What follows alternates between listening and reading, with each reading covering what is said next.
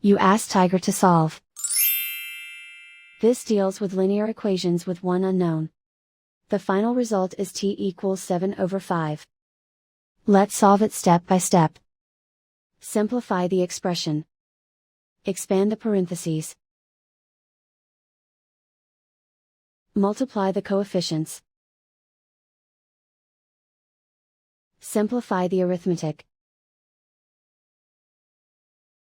Group like terms.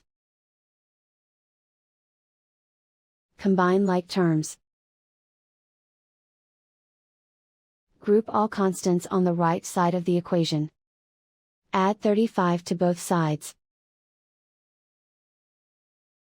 Simplify the arithmetic.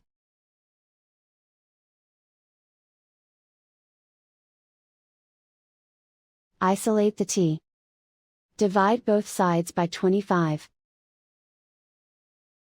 Simplify the fraction. Find the greatest common factor of the numerator and denominator. Factor out and cancel the greatest common factor. And so the final result is t equals 7/5.